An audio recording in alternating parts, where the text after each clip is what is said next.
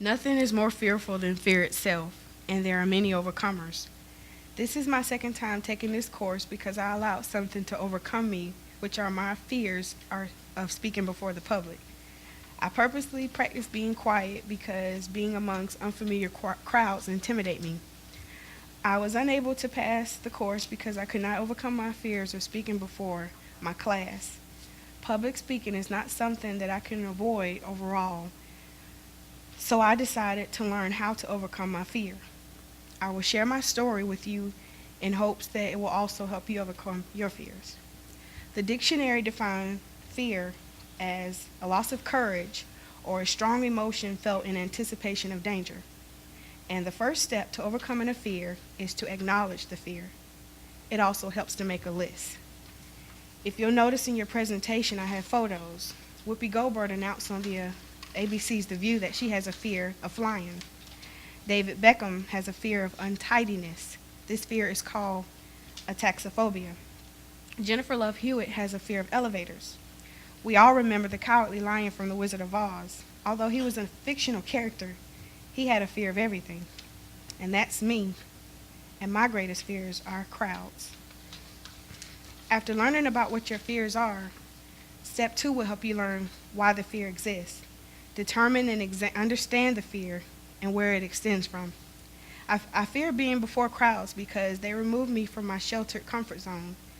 When fears develop in your mind, they cause you to lose courage in yourself. That is something I know all too well. When I took this class the first time, I remember the professor calling on a student, Cynthia.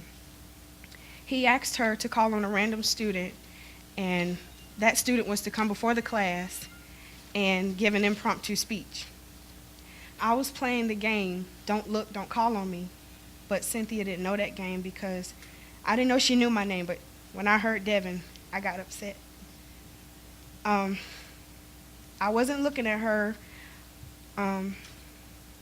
but she still chose to call on me. As I stood before the class, I remember feeling extremely hot and wanted to faint, literally.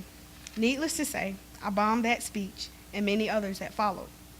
I became intimidated by crowds, and at school, when I walk in class, I purposely sit off to the side and not smile and have a neutral look on my face.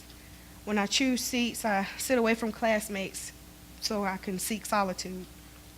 I've even had to tell people that thought I was stuck up that I'm not, but it's just because I'm afraid. I feared that they were prejudging me, and it created a lack of self-confidence. This brings me to step 3, embrace your fears. In an effort to overcome them, this is a quote from Eleanor Roosevelt. You gain strength and courage and confidence by every experience by which you really stop to look at fear in the face. Any fear that you have will hold you back to some extent because it acts as a stumbling block toward progression. You can embrace your fears by taking risks and daring yourself to do the opposite of what the fear is telling you. This brings me to step 4, learn how to overcome the fear. You can either look at it 2 ways. I will overcome the bull, or the bull will overcome me. If fear tells you that you can't do something, you have to override that fear and tell yourself that you can. You must also learn to stop listening to your inner critic. That's the voice that tells you to have doubt and worry. You may even have been living with it for years, but if you develop enough strength and faith in yourself and your abilities, you can tell yourself to overcome that fear and reach any and every dream.